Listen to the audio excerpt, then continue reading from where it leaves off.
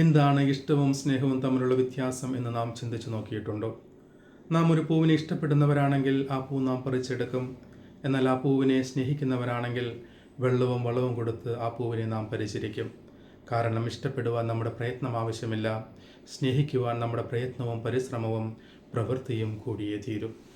യേശുവിൽ പ്രിയ സഹോദരരെ, ഇന്നത്തെ സുവിശേഷത്തിൽ യേശുനാഥൻ എന്നെ സ്നേഹിക്കുന്നവൻ എൻ്റെ കൽപ്പനകൾ പാലിക്കുമെന്ന് പറയുമ്പോൾ ക്രിസ്തുവിനെ നാം യഥാർത്ഥത്തിൽ സ്നേഹിക്കുന്നത് ക്രിസ്തുവിൻ്റെ വചനങ്ങൾ പാലിക്കുവാൻ പരിശ്രമിക്കുന്നതിലൂടെയാണ്, പ്രയത്നിക്കുന്നതിലൂടെയാണ് എന്ന സത്യം യേശുനാഥൻ നമുക്ക് വെളിപ്പെടുത്തി നൽകുന്നു. യോഹന്നാന്റെ സുവിശേഷം 3:16 തൻ്റെ ഏകജാതനെ നൽകുവാൻ തക്കവിധം ദൈവം ലോകത്തെ അത്രമാത്രം സ്നേഹിച്ചു എന്ന് പറയുമ്പോൾ ദൈവത്തിന് നമ്മോടുള്ള സ്നേഹം യാഥാർത്ഥ്യമാണ് നാം തിരിച്ചറിയുന്നത് ആ സ്നേഹത്തിൻ്റെ പിൻപിൽ ദൈവത്തിൻ്റെ ത്യാഗവും സഹനവും വേദനയും ഉള്ളതുകൊണ്ടാണ്. മത്തായിയുടെ സുവിശേഷം 5:44 യേശുനാഥൻ നമ്മോട് ആവശ്യപ്പെടുന്നു, നിങ്ങളുടെ ശത്രുക്കളെ സ്നേഹിക്കുവിൻ, നിങ്ങളെ ദ്രോഹിക്കുന്നവർക്ക് വേണ്ടി പ്രാർത്ഥിക്കുവിൻ. നാം യഥാർത്ഥത്തിൽ നമ്മുടെ ശത്രുക്കളെ സ്നേഹിക്കുന്നവരായി മാറുന്നത് നമ്മുടെ പ്രയത്നത്തിലൂടെ, പരിശ്രമത്തിലൂടെ, അവരെ ആത്മാർത്ഥമായി സ്നേഹിക്കുന്നതിലൂടെയാണ് എന്ന് യേശുനാഥൻ നമ്മെ ഓർമ്മിപ്പിക്കുന്നു. നാം ഒരു രോഗിയോർത്ത് കരയുന്നവരാണെങ്കിൽ, സങ്കടപ്പെടുന്നവരാണെങ്കിൽ അത് സൂചിപ്പിക്കുന്നത് നമുക്ക് ആ രോഗിയോടുള്ള ഇഷ്ടത്തെയാണ്. എന്നാൽ ആ രോഗിക്ക് വേണ്ടി നാം സമയം ചെലവഴിക്കുകയും അവനെ ശുശ്രൂഷിക്കുകയും അവനെ ആരോഗ്യത്തിലേക്ക് തിരിച്ചു കൊണ്ടുവരികയും ചെയ്യുവാൻ നാം പരിശ്രമിക്കുന്നവരാണെങ്കിൽ തീർച്ചയായും നാം ആ രോഗിയെ സ്നേഹിക്കുന്നവരാണ്. കാരണം യഥാർത്ഥമായ സ്നേഹം പരിശ്രമവും പ്രയത്നവും അനുസരണവും ഉൾക്കൊള്ളുന്നതാണ്. അതുകൊണ്ടാണ് മദർ തെരേസ പറയുന്നത്, the real love should hurt you. യഥാർത്ഥമായ സ്നേഹം നിന്നെ മുറിപ്പെടുത്തുന്നതാകണം.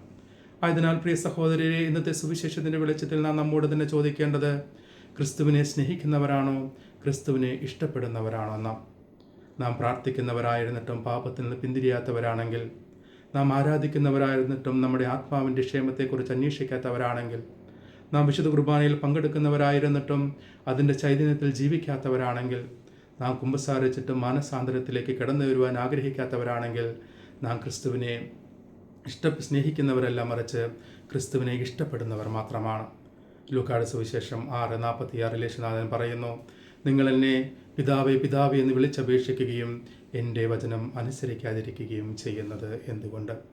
അതിനാൽ പ്രിയ സഹോദരരെ, ക്രിസ്തുവിനെ നാം സ്നേഹിക്കുന്നവരായി മാറുന്നത് ക്രിസ്തുവിൻ്റെ വചനങ്ങൾ അനുസരിക്കുവാൻ നാം പരിശ്രമിക്കുകയും പ്രയത്നിക്കുകയും ചെയ്യുമ്പോഴാണ് എന്നൊരു ബോധ്യം നമുക്കുണ്ടായിരിക്കട്ടെ.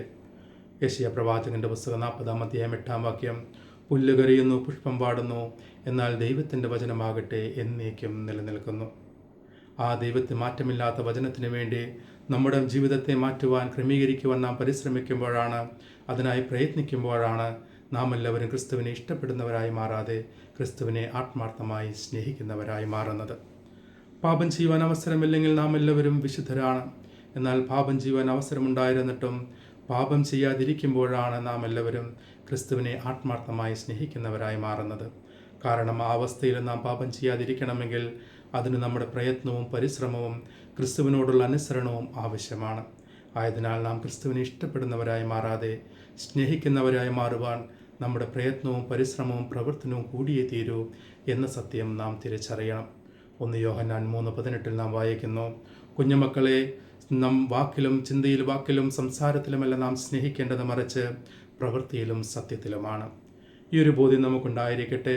ക്രിസ്തുവിനെ ഇഷ്ടപ്പെടുന്നവരായി മാറാതെ ആത്മാർത്ഥമായി സ്നേഹിക്കുന്നവരായി മാറുവാൻ നമുക്ക് പരിശ്രമിക്കാം.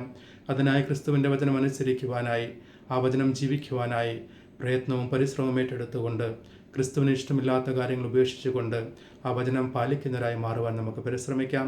ദൈവം നമ്മെ എല്ലാവരെയും സമൃദ്ധമായി അനുഗ്രഹിക്കട്ടെ. നാം എല്ലാ ദിവസവും ചെയ്യുന്നത് പോലെ ഒരധ്യായം വചനം വായിച്ചുകൊണ്ട് ഈ ശുശ്രൂഷയിൽ പങ്കെടുക്കുക. രണ്ടാമതായി, ജീവിത വിശുദ്ധിയിൽ ഒരു കോംപ്രമൈസും ചെയ്യാതെ വിശുദ്ധി കാത്തു സൂക്ഷിക്കുക. ഇന്നേ ദിവസം ജീവിത വിശുദ്ധിക്കെതിരായി എൻ്റെ ജീവിതത്തിൽ ഒന്നും സംഭവിക്കുകയില്ല എന്നൊരു തീരുമാനവും അതിനുള്ള ദൈവാനുഗ്രഹം നമുക്ക് പ്രാർത്ഥിക്കുകയും യാചിക്കുകയും ചെയ്യാം. ഈ ദൈവവചന ശുശ്രൂഷ മറ്റുള്ളവരിലേക്കും പങ്കുവെക്കുവാനായി നിങ്ങൾ ആത്മാർത്ഥമായി പരിശ്രമിക്കുക. നമ്മുടെ എല്ലാ ആവശ്യങ്ങളും കർത്താവിന് സമർപ്പിച്ചുകൊണ്ട് ഇന്നത്തെ സുവിശേഷത്തിൻ്റെ വെളിച്ചത്തിൽ ജീവിക്കാനുള്ള വലിയ കൃപയ്ക്കായി പരിശുദ്ധ അമ്മയോട് നമുക്ക് പ്രാർത്ഥിക്കുകയും ചെയ്യാം. നമ്മുടെ എല്ലാ ആവശ്യങ്ങളും ആഗ്രഹങ്ങളും കർത്താവിന് സമർപ്പിക്കാം. കർത്താവിൻ്റെ ആശീർവാദത്തിനായി നമുക്ക് നമ്മെ തന്നെ ഒരുക്കുകയും ചെയ്യാം. കർത്താവ് അനുഗ്രഹിക്കുകയും പരിപാലിക്കുകയും ചെയ്യട്ടെ. കർത്താവ് കരുണയായിരിക്കും പ്രസാദിക്കുകയും ചെയ്യട്ടെ. കർത്താവ് കരുണാപൂർവ്വം കടാക്ഷിച്ച് നിങ്ങൾക്ക് സമാധാനം നൽകട്ടെ, ഇപ്പോഴും എപ്പോഴും എന്നേക്കും. ആമേൻ. ദൈവം നമ്മെ എല്ലാവരെയും സമൃദ്ധമായി അനുഗ്രഹിക്കട്ടെ.